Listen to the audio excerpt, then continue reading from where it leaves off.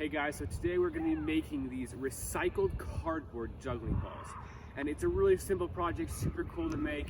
And basically you just take this cardboard mush, you condense it into these solid bricks, carve it out, and you get these really cool cardboard juggling balls.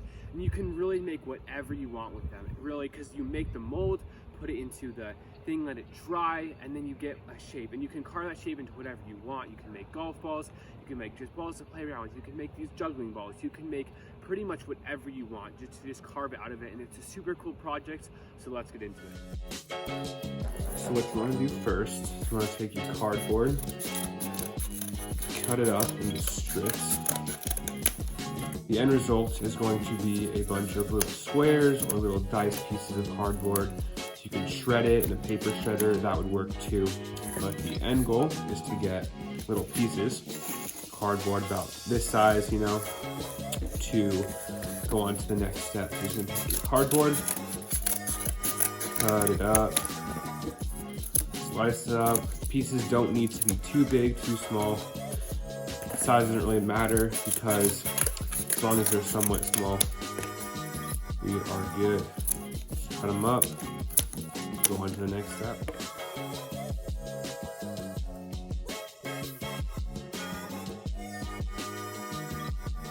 Next, now that I have all of my cardboard pieces, I'm gonna soak them in water. So put all of these into the water. The goal is to get them flexible and pliable, malleable. You can do that by putting them in water. What I'm gonna do to get them all soaked is put a sheet of paper over top of it and then weigh it down with these rocks. So this is gonna push all the cardboard down to the bottom. They're completely submerged in the water, and it's completely fine if the paper splits apart, gets wet and falls in. It's perfectly fine to be part of the solution in the end goal anyways. Before you blend up your cardboard chunks, you're going to want to put some sort of bondant in. I'm just using wood glue because that's what I have available, but you can look online for other types of bondants or something to hold the cardboard mesh together. I went ahead and took all the water out of the chips of cardboard and put them in this blender. And now all you have to do is blend it up. So I had to add an entire jar of water to get it to start blending. But after I added the water, it blended fine, and now we have this paste that we can use to put in the mold. So what we're going to do next is I poured some of our paste into a strainer, and we're just going to push down, try to get all that water out as much as we possibly can. Squeeze it out. Now we have the paste that we're going to use for our mold. And this paste is a lot less watery than it was before. That's the reason that we strain it. So for this next part, after the cardboard mesh has already been pressed, we are going to make the mold for it. So what we're going to do is we're going to take the golf ball, so this is what we're trying to replicate, and mark the length that you need to mark in order to get the number of golf balls that you want to make.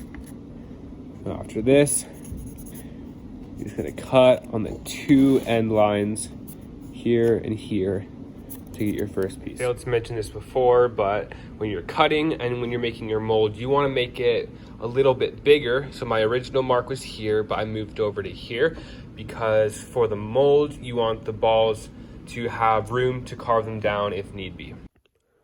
So now I've made the base of the mold. I have the wall pieces, and this is just the top part. I made it to match the golf balls with room in between and on the sides so I can shape them down further, but that is what the cut pieces look like in their shape.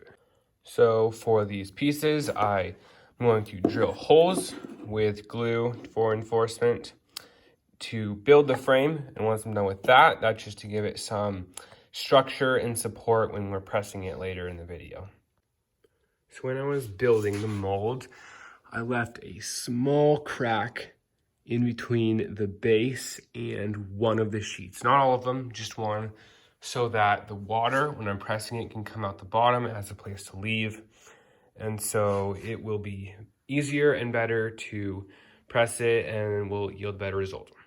So I finished the mold, and how it works is we have the base right here.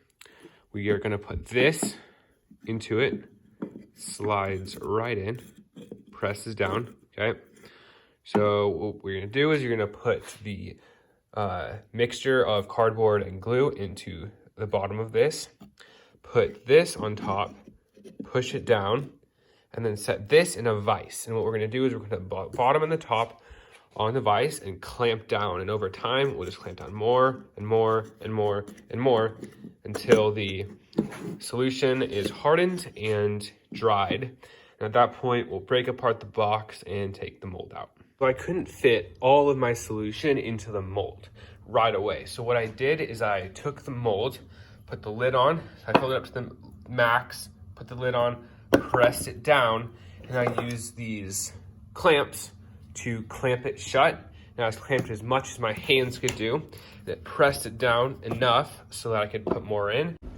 So it's been about 12 hours since I first put it in the press, and I have got it a significant amount down, and now it's time to take the mold out.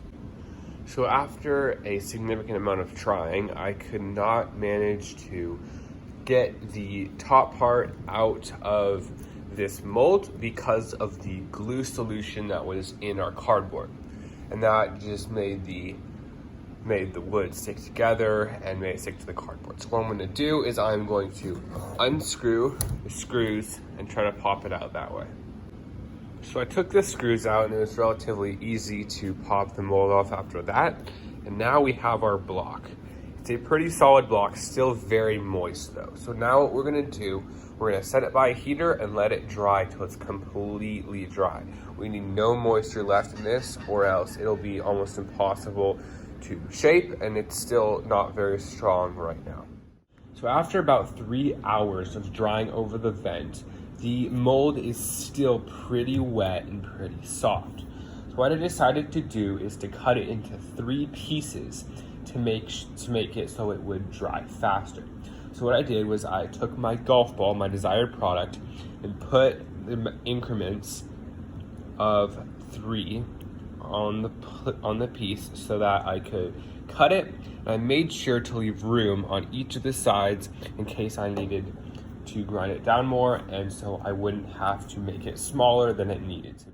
So for cutting the pieces, I actually just used my chop saw, and it cut really clean, and to my surprise, it didn't shred at all. It was just a clean cut into this. So I'm gonna let it dry for a few more hours, 5 or 6 more hours I'd say, and then we'll come back and finish the next step.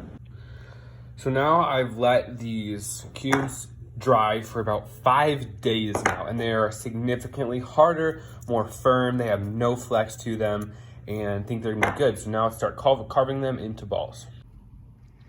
So next I have the blocks, I'm putting them in my vise clamp.